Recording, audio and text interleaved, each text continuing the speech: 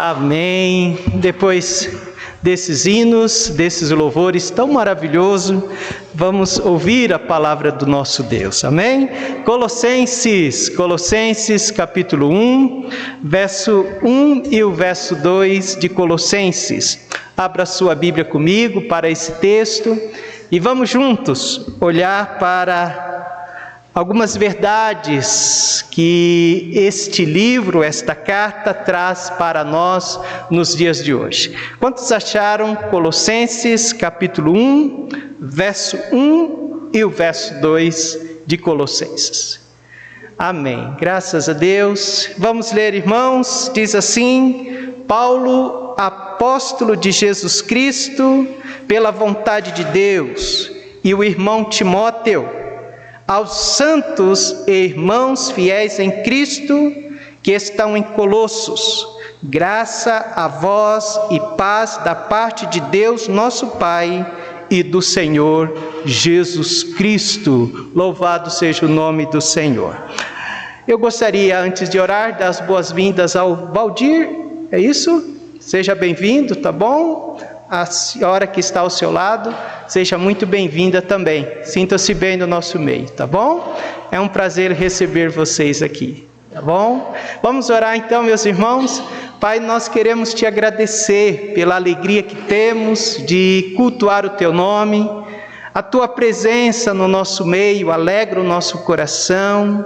A tua presença no nosso meio, ó Pai, faz desse ambiente, faz deste culto um lugar especial. Um lugar, ó Pai, onde podemos ser edificados, transformados. Um lugar onde o nosso coração pode ser ministrado e trabalhado.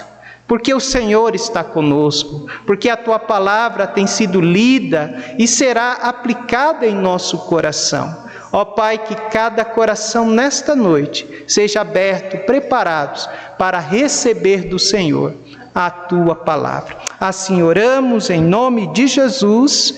Amém. Podeis assentar, meus irmãos. A história de todos os santos. A história de todos os santos não é a Bahia de todos os santos, não, meus irmãos. É a história de todos os santos. Eu creio que cada um de nós carregamos uma história de vida, uma história de vida. Eu gosto de ouvir a história de vida das pessoas. Eu tenho vindo à tarde para ficar com o Wagner, o rapaz que está fazendo trabalho aqui na igreja, e ouvir as suas histórias, onde nasceu, para onde foi, qual tem sido, a direção da sua vida até então. Olhando para os irmãos aqui, eu creio que eu conheço um pouco da história de vida de cada um dos irmãos. Uns um pouco mais, outros pouco menos, Pouco menos. Mas cada um de nós trazemos uma história. Muitas vezes histórias mais brandas, histórias mais suaves, histórias onde foram mais fáceis. Outros trazem uma história de vida assim mais mediana, não tão pesada, não tão dura e também não tão leve. Mas outros trazem em si uma história de vida difícil, trazem em si uma história de vida pesada, uma história de vida dolorida. É assim a vida, é assim a vida de cada um de nós. É verdade que cada um de nós, até certo tempo da nossa vida, nós fomos participantes da história de vida dos nossos pais. Não é isso? Nós nascemos num contexto que não era nosso, um contexto que fazia parte da história de vida dos nossos pais. Se os nossos pais tomassem decisões acertadas, nós também éramos beneficiados. Mas se eles tomassem decisões que não fossem certas, escolhas que não fossem para o bem, todos nós assim sofremos ou passamos com eles esses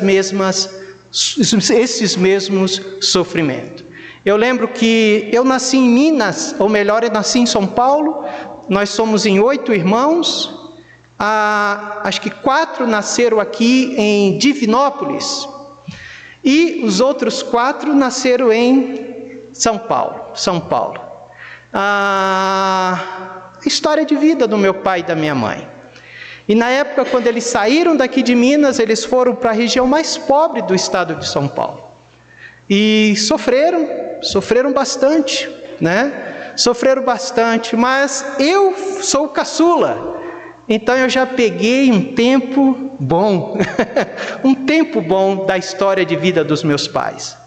Mas quando a gente se reúne e eu começo a ouvir a história do que os meus irmãos passaram, eu agradeço a Deus por ter nascido logo depois por ser o caçula. Mas todos nós também chega o tempo aonde nós vamos viver ou escrever a nossa própria história.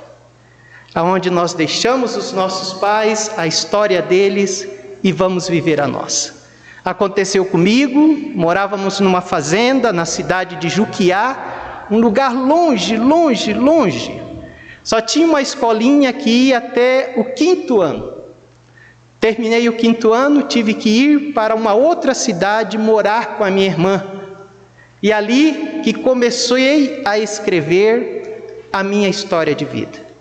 Deixei a história dos meus pais e comecei assim a escrever a minha história. Histórias essas que estavam sujeitas às minhas decisões. Histórias que estão sujeitas às nossas escolhas, próprias escolhas, os nossos caminhos. Histórias que estão sujeitas aos nossos sonhos. E nós vivemos em busca desses sonhos. Histórias também que estão sujeitas a contratempos. Coisas que acontecem na nossa história de vida que não foi decisão nossa. E muito menos escolha nossa. Coisas que acontecem na nossa história de vida que nós não sonhamos para a nossa vida, mas que fazem parte da sua e da minha história. Fazem parte, não tem como se livrar, faz parte. Agora, a vida cristã. Cada um de nós aqui também temos uma história de vida cristã. Quando eu digo vida cristã, eu digo a vida com Cristo. Quando você começou a sua história com Cristo, o seu relacionamento com Cristo. No que diz respeito a nossas experiências, cada um de nós, a nossa história é diferente. Cada um encontrou Cristo em determinada circunstância da vida. E as experiências que você passou a ter com Cristo é diferente das minhas experiências. Cada um de nós aqui hoje temos experiências diferentes com o Senhor nosso. Experiências diferentes com o nosso Salvador. Na nossa vida cristã, as nossas diferenças são diferentes. Mas, no que diz respeito, amados irmãos, ao nosso estado e a nossa posição em Cristo, a nossa história é igual. O que diz respeito à nossa posição em Cristo, o nosso estado que alcançamos em Cristo, tanto do passado quanto do presente e do futuro, tudo isso discorre de forma semelhante. Tudo isso se encaminha, se escreve de forma igual.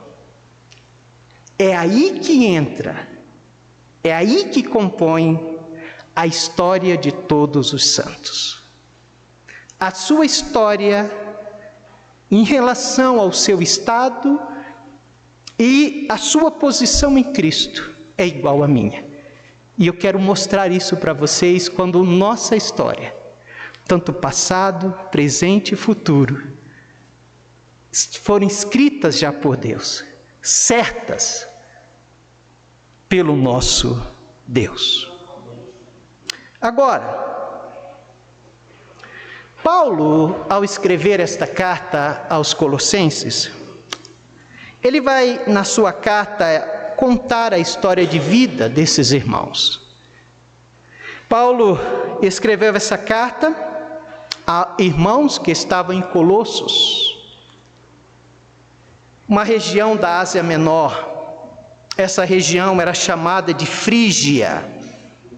E a cidade de Colossos, meus amados irmãos, tinha suas crenças, como qualquer outra cidade, como qualquer tem as suas crenças. Essa cidade de Colossos, ela era habitada por nativos, ou seja, pessoas que nasceram naquela cidade, mas ela era habitada também por judeus, ela era habitada também por gregos. E um dia o evangelho chegou até Colossos. E como chegou esse evangelho até esses irmãos? Quando nós lemos Atos capítulo 2, verso 10, não precisa abrir, Atos 2 fala do Pentecoste. E quando Pedro, o Espírito Santo de Deus, desce sobre os servos do Senhor ali, havia judeus de toda a região. E em Atos capítulo 2, 10 vai dizer que havia judeus da Frígia. Possivelmente esses irmãos ouviram o evangelho e levaram para a sua região. Mas há um outro meio. Quando Paulo prega em Éfeso, ele passa 2 anos pregando em Éfeso. Em Atos capítulo 19, verso 10, o texto bíblico vai dizer que o evangelho se espalhou naquele tempo por toda a província da Ásia. Possivelmente também, no tempo do apóstolo Paulo, os colossenses ouviram o evangelho do Senhor. Mas houve um homem que teve um trabalho importante na cidade de Colosso, e foi ele que fundou a igreja dos colossenses. Esse homem é Epáfras. Veja o versículo 7 de Colossenses 1. Colossenses 1,7 diz: como aprendestes de Epáfras, nosso amado conservo, que para vós é um fiel ministro de Cristo. Quando o apóstolo Paulo escreve esta carta a esta igreja, ele vai tratar de diversos assuntos. Diversos assuntos ele vai tratar aqui. Mas ele também, aqui no capítulo 1, ele vai registrar o estado espiritual e a posição daqueles irmãos em Cristo. Eles viveram há mais de 1900 anos atrás. E nós vamos ver que a história deles é exatamente a sua história e a minha história. Nós vamos ver que a posição que eles alcançaram em Cristo, o estado espiritual em que eles se encontraram em Cristo, não é diferente da sua e da minha posição. Vamos olhar para os 3 tempos: passado, presente e futuro. Como foi o passado dos Tessalonicenses? Verso 21 do capítulo 1. A vós também, que noutro tempo erais estranhos e inimigos no entendimento, pelas vossas obras más, agora, contudo, vos reconciliou. O apóstolo Paulo, ele está lembrando o estado espiritual daqueles irmãos antes de receber Cristo Jesus. Paulo diz que eles eram estranhos, eles estavam longe de Deus, eles eram estranhos às promessas das alianças. E não somente isso. Paulo disse, Vera, que eles eram inimigos no entendimento pelas obras más que eles praticavam. As finalidades e intenções das suas obras não glorificavam a Deus. E aos olhos de Deus eram más. Paulo faz questão de lembrá-los. Meus queridos irmãos, esse é o meu passado. Esse foi o seu passado. Nós também, quando Cristo nos encontrou, nós estávamos longe de Deus. Quando Cristo nos encontrou, nós também não fazíamos parte das alianças, ou das alianças de promessas. Nós estamos aqui com os colossenses. Mas Paulo não somente lembra eles, Paulo vai lembrar os irmãos que estavam em Éfeso também. Abra sua Bíblia, o texto que o nosso irmão querido, irmão Michel leu. Abra sua Bíblia para Efésios capítulo 2. Ele vai dizer no versículo 1 e versículo 2 do capítulo 2 de Efésios. Ele vai dizer: e vos vivificou, estando vós mortos em ofensas e pecados, em que noutro tempo passado andaste segundo o curso deste mundo, segundo o príncipe da potestade do ar, do espírito que agora opera nos filhos da desobediência. Verso 3: entre os quais todos nós também antes andávamos, irmãos, nos desejos da nossa carne, fazendo a vontade da carne e dos pensamentos, e éramos por natureza filhos da ira, como os outros também. Versículo 11 e versículo 12 do mesmo capítulo diz: portanto, lembrai-vos de que noutro tempo, outrora, eres gentios na carne, chamado incircuncisão, pelo que na carne chamam circuncisão, feita pelas mãos do homem, que naquele tempo passado estavais sem Cristo, separados da comunidade de Israel, e estranhos às alianças da promessa, não tendo esperança e sem Deus no mundo. Esse era o estado dos colossenses. Esse era o nosso estado, sem Cristo Jesus. Muitas vezes nós não queremos lembrar dos nossos passados, do nosso passado, não é isso? Muitas vezes a gente diz assim: olha, deixa isso quieto, pastor, não mexe com o meu passado não é verdade? Deixa para lá.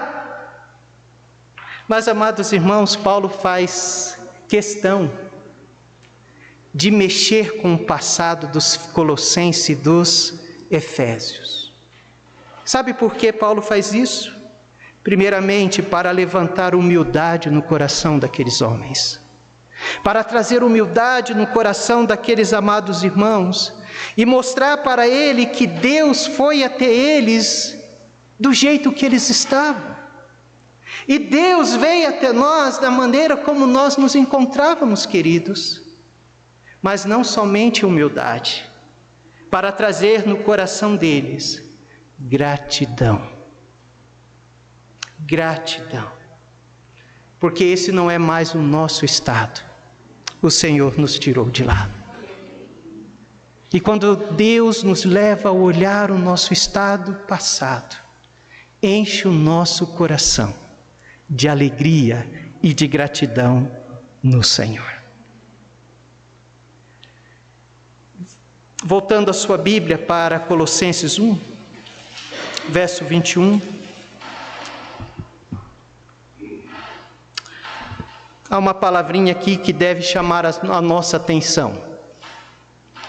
Ele diz: e vós também, que noutro tempo eras estranhos e inimigos no entendimento, pelas vossas obras, mas agora, contudo, vos reconciliou.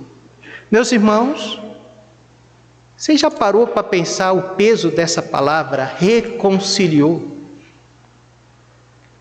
Será que nós já paramos para pensar que Cristo trouxe uma pacificação entre nós e Deus? Será que já paramos para pensar de que nós voltamos a ser amigos de Deus? Voltamos a ter um relacionamento com Deus? E como isso se aconteceu? Verso 22, a parte A do versículo. E vos reconciliou no corpo da sua carne, pela morte, para perante ele, perante o Senhor, vos apresentar santos, irrepreensíveis e inculpáveis. Essa obra não foi mérito nosso, irmãos queridos. Essa obra foi através da morte expiatória de Jesus Cristo por nós. Esta obra foi através do puro sangue de Cristo que nos purificou de todo o pecado. E agora, por meio dessa obra, nós somos apresentados diante do Senhor, santo, irrepreensíveis e inculpáveis. Irrepreensíveis, sem coisa digna de repreensão da parte de Deus em nós. Inculpável, sem culpa alguma. É agora assim que nós nos apresentamos e somos apresentados diante de Deus. É dessa forma que nós somos apresentados diante do juiz de toda a terra. Irrepreensíveis e inculpáveis. Versículo 13 aí do capítulo 1. Mais uma vez falando do nosso passado,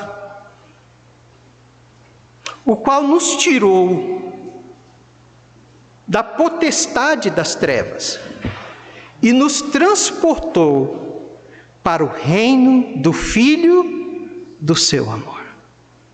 Quando Paulo diz que o Senhor nos tirou, significa que Ele nos libertou. E se Ele nos libertou, Vera, é porque éramos escravos.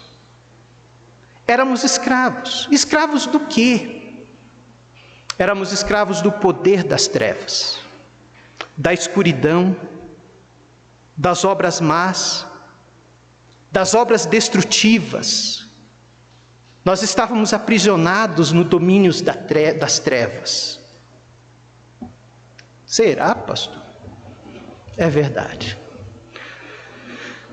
Mas o texto diz que Ele nos tirou desse reino e nos transportou para o reino do Filho do seu amor. Ele nos removeu de lá. Nós saímos de lá, do reino das trevas para o reino da luz. Aonde este reino, Cristo é o Rei. E se Ele é o Rei, a sua soberania está presente. E por meio dele, que é o Rei, nesse reino de Cristo reina a paz, o gozo, a satisfação, a segurança e a esperança.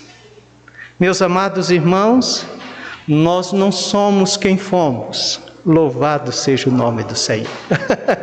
Nós não somos quem fomos. Nós passamos da morte para a vida. Esse era o seu estado. Esse era o seu estado e o meu estado. Isso faz parte da nossa história espiritual. E eu digo, e ninguém pode acrescentar nada a essa sua história. E essa minha história. Ninguém pode diminuir nada dela. Era a realidade nua e crua da nossa vida sem Jesus. Mas agora o Senhor nos reconciliou com Ele.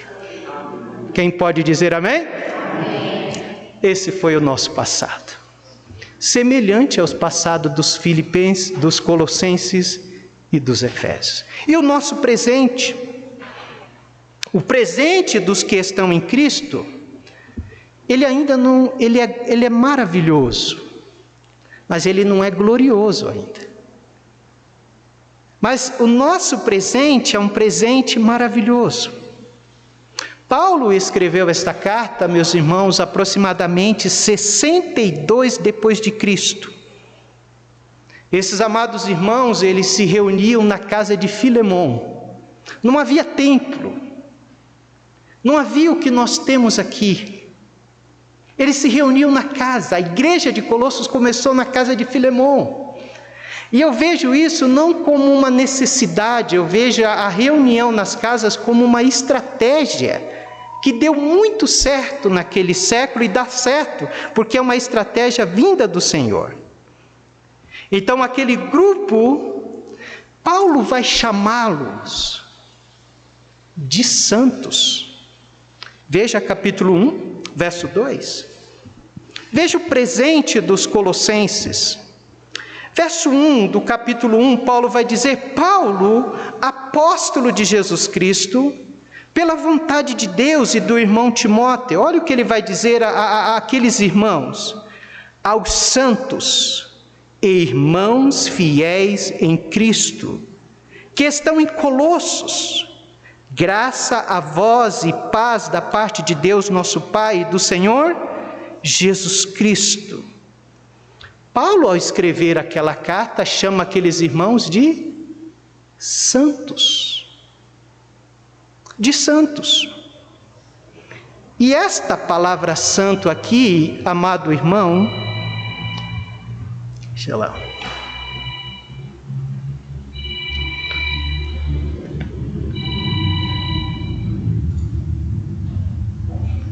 De forma alguma, esta palavra santo, de forma alguma sugere que este grupo de irmãos aqui foram canonizados e beatificados. A canonização não tem poder para transformar uma pessoa ou alguém em santo. Essa concepção romana, ela não está de acordo com as Escrituras. Essa concepção romana, ela não está de acordo com o Novo Testamento. Mas então, por que Paulo chama aqueles irmãos de santos? Porque santos significa separados. Santos significa dedicados exclusivamente a Deus. Aquele grupo de irmãos, talvez ainda pequeno, mas já era a igreja de Jesus, foram separados por Deus para glorificá-lo. Mas esta era a maneira que Deus olhava para os colossenses e não somente para eles. Essa é a maneira que Deus olha para você. Esta é a posição presente minha e sua diante do Senhor. Essa é a maneira como Deus te vê agora. Isso não é maravilhoso? Por quê? Porque você é dele. Porque você foi dedicado a Ele. Foi dado a você um propósito glorioso de glorificar a Deus. E essa identidade, essa posição, é a sua identidade no céu. É a sua identidade, é a sua posição diante de Deus no céu.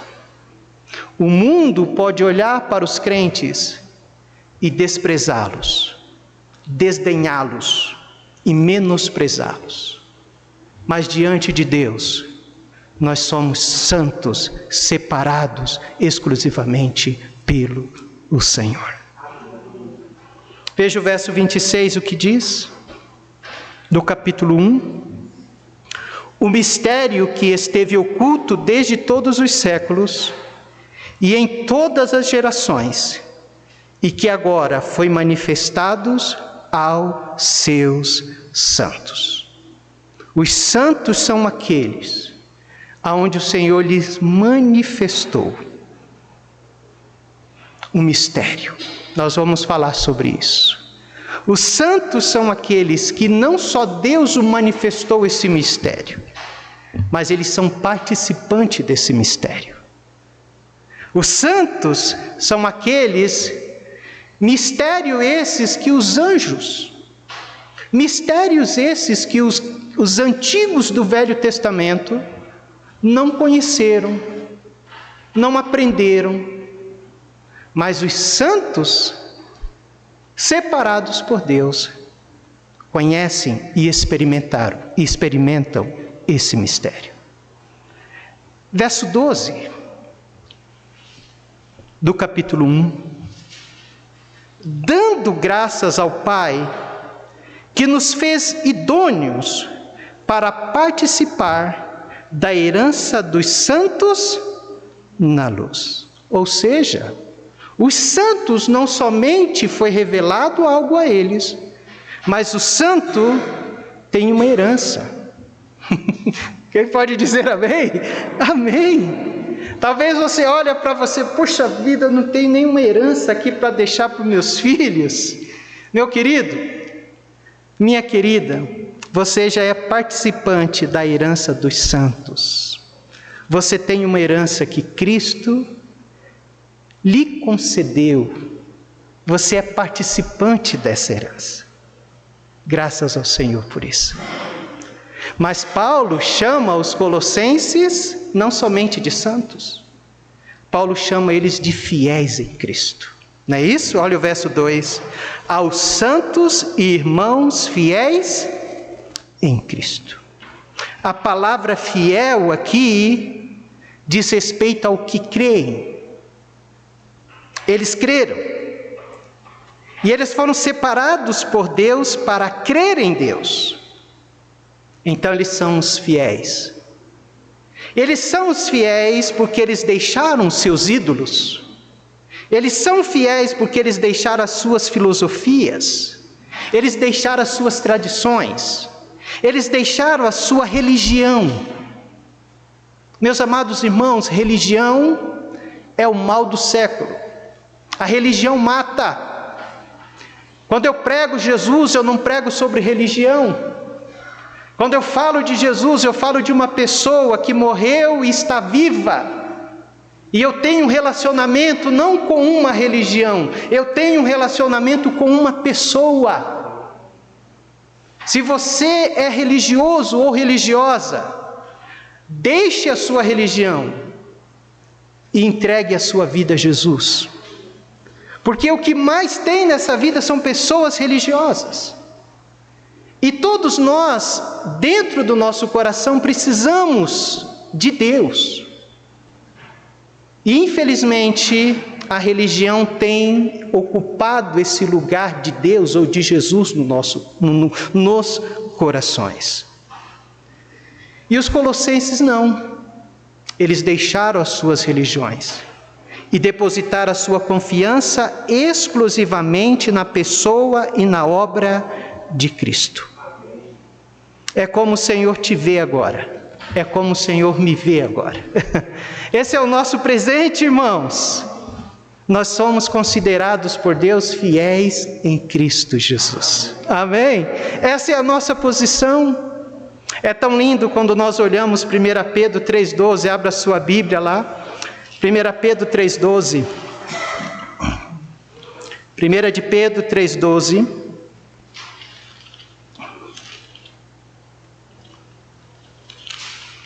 1 Pedro 3,12. A palavra do nosso Senhor vai dizer assim: porque os olhos do Senhor estão sobre os justos, sobre os fiéis, e os seus ouvidos atentos às suas orações, mas o rosto do Senhor é contra os que fazem mal. Meus queridos, os olhos do Senhor não perdem tempo com pessoas que não querem saber dele, sabia disso? Os ouvidos do Senhor não estão voltados para aqueles que não são fiéis, que não têm um compromisso com ele.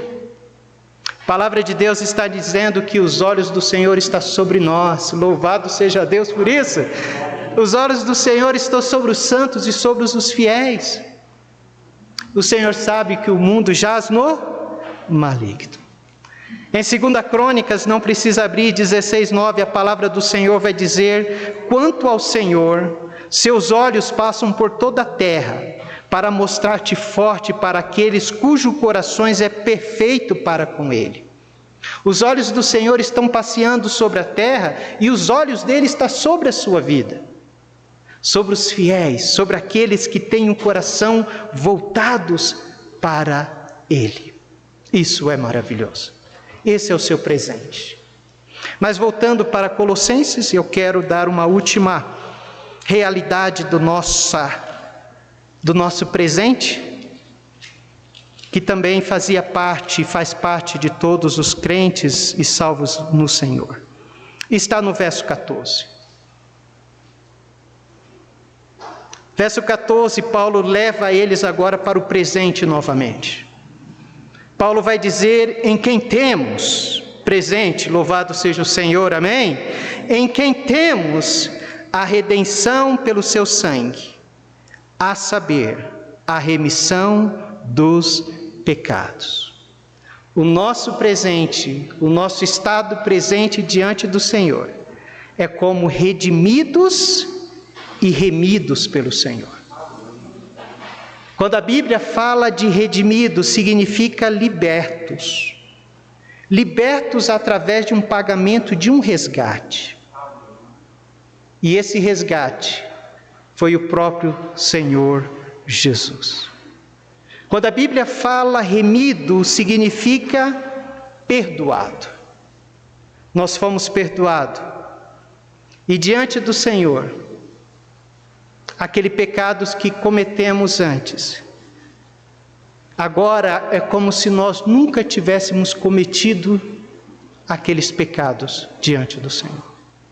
Foram apagados para a glória do Senhor. O nosso estado presente é um estado de um povo liberto pelo poder do sangue do Senhor.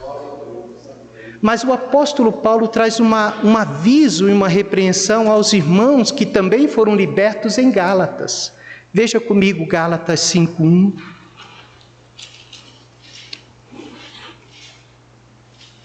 Paulo vai dizer a eles, Gálatas 5:1: estais, pois, firmes, queridos irmãos, na liberdade com que Cristo nos libertou, e não torneis a colocar-vos debaixo do jugo da servidão.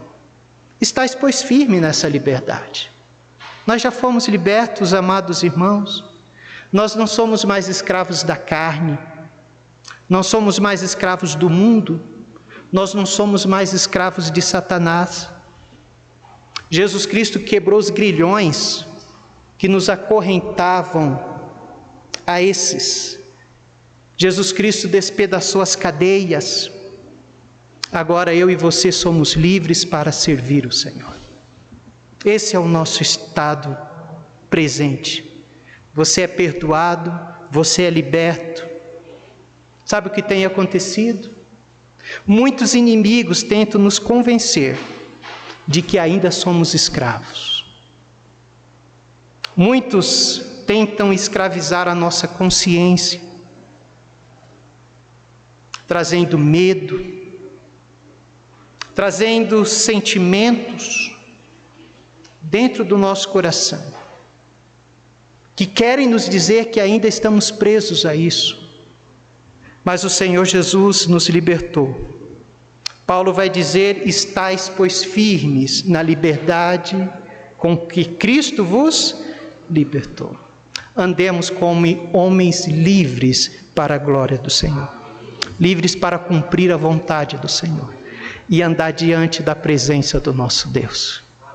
Por mais que esse mundo, nós sabemos, está se afunilando, mas eles não podem fazer mais nada contra nós, porque nós fomos libertos em Cristo Jesus. Esse é o nosso presente. Vamos para o nosso futuro e terminar a mensagem de hoje à noite. Nosso futuro, queridos irmãos, está no versículo 27. O mesmo futuro dos nossos irmãos lá em Colossenses também é o nosso futuro. Versículo 27 do capítulo 1 mostra o futuro daqueles que são santos, dos fiéis, dos que foram libertos pelo Senhor. Verso 27, Paulo vai dizer: aos quais Deus quis fazer conhecer quais são as riquezas da glória deste mistério entre os gentios. Qual é o mistério? Que é Cristo em vós, esperança da glória. O apóstolo Paulo fala de um mistério que esteve oculto aqui, mas que foi manifestado aos santos. E ele fala dessa gloriosa riqueza desse mistério. Ele diz: Cristo em vós. Esse era o mistério. E esse mistério foi revelado. E agora em Cristo, tanto judeus como grego como gentios, primeiramente pode ter a presença de Cristo em sua vida, pode ser salvos e podem chegar à presença de Deus. Essa é a habitação de Deus em nós. Nós fomos beneficiados pelo Senhor por isso. Mas Ele vai dizer para nós aqui algo mais também extraordinário. Olha o versículo novamente, verso 27. Os quais Deus quis fazer conhecer quais são as riquezas da glória deste mistério entre gentios, que é Cristo em vós. E ele termina: esperança da glória. Cristo em nós é a nossa esperança da glória, irmãos. Cristo em nós é que nos garante a glória. Cristo em nós que garante o nosso futuro. O seu futuro e o futuro dos colossenses são os mesmos. A glória. Por causa de que Cristo habita em nós. Paulo, escrevendo aos Romanos, ele diz: porque para mim tenho por certo que as aflições deste tempo presente não são para comparar com a glória que em nós há de ser revelada. Ele ainda, escrevendo aos Romanos, no capítulo 5, ele vai dizer: tendo sido, pois, justificado pela fé, temos paz com Deus por nosso Senhor Jesus Cristo, pelo qual também temos entrada pela fé a esta graça, no qual estamos firmes e nos gloriamos na esperança da glória de Deus. Nós nos gloriamos e esperamos essa glória. E até mesmo o nosso corpo vai ser glorioso para a glória do Senhor. Talvez você possa estar dizendo: pastor, este meu corpo tem me dado trabalho. Esses dias estava me dando trabalho. Alguns exames caros que precisou ser feito. Mas até o seu corpo está nessa glória, queridos. Filipenses 3, 20 e 21. Até o seu corpo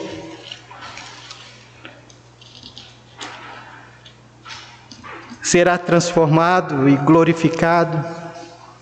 Paulo, em Filipenses 3, 20 e 21 diz: mas a nossa cidade está nos céus, de onde também esperamos o Salvador, o Senhor Jesus Cristo, que transformará, vamos ler todos juntos? Que transformará o nosso corpo abatido para ser conforme o seu corpo glorioso, segundo o seu eficaz poder de sujeitar também a si todas as coisas. Paulo vai dizer que esta habitação aqui, esse seu corpo, é uma habitação provisória. Este seu corpo, ele é desmontável. E ele está sendo desmontado aos poucos. Tá ou não está, meus irmãos? Quando eu olho no espelho, eu falo: meu Deus, não sou mais aquele rapazinho, né? Esse corpo está desmontando, está indo embora. Paulo vai chamar o nosso corpo de um tabernáculo, uma tenda passageira. Vamos ler esse último versículo comigo para concluir. 2 Coríntios 5:1. Esse é o nosso futuro. Esse é o nosso futuro. Ele vai dizer no capítulo 5 de 2 Coríntios, verso 1, ele vai dizer assim: porque sabemos disso. Ele fala com fé, ele fala com certeza. Não é algo que é duvidoso para nós. Ele diz: porque sabemos que se a nossa casa terrestre deste tabernáculo se desfizer, vamos ler todos juntos? Temos de Deus um edifício, uma casa não feita por mãos, eterna nos céus. Ele diz que não é uma casa feita por mãos. Ele está falando do nosso corpo glorioso. E quando ele diz que não foi feita por mãos, porque ela faz parte, este corpo, de uma nova criação. Ele diz que é eterna no céu. Ou seja, significa que este novo corpo que teremos, glorioso, ele não vai se acabar, ele não vai se deteriorar. Mas ele diz que é eterna no céu. Por que no céu? Porque é a qualidade deste corpo. Porque teremos um corpo celeste. É um corpo que não é mais dessa criação. É um corpo de uma realidade espiritual. Este corpo você não vai envelhecer mais. Você não vai sentir mais cansaço nesse corpo. Você não vai sentir mais dor neste corpo. Este é o nosso futuro. Obrigado, Senhor, por um futuro glorioso. Talvez você tenha andado desanimado com a sua saúde, ou com as lutas que você tem tido com o seu corpo. Tenha calma. Faz parte desse corpo terrestre.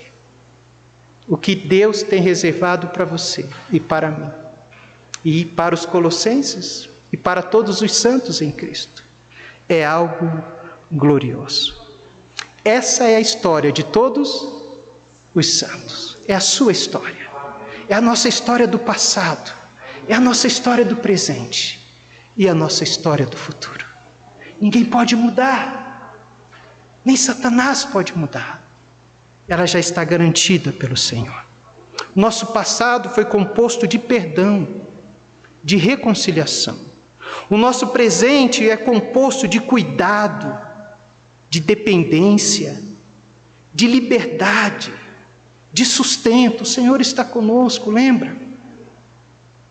E o nosso futuro é glorioso. É glorioso. E quando nós paramos para pensar aonde nós estávamos e o que nós temos hoje, de escravos a ser participante da glória do Senhor. Alguém que estava longe, alguém que era inimigo, agora ele é participante de uma glória extraordinária. Que Deus console o nosso coração com esta palavra. Amém? Que o Senhor nos encha de força com essas palavras. Que o Senhor nos encha de vigor. Que o Senhor nos dê ânimo e revigore a nossa fé, a nossa esperança e a nossa vida espiritual. Que mesmo diante dos tempos difíceis que estamos vivendo, ninguém pode mexer na nossa história. Nossa história passado, presente e futuro foi garantida pelo Senhor. Que Deus nos abençoe. Que Deus aplique a sua palavra no meu e no seu coração nessa noite.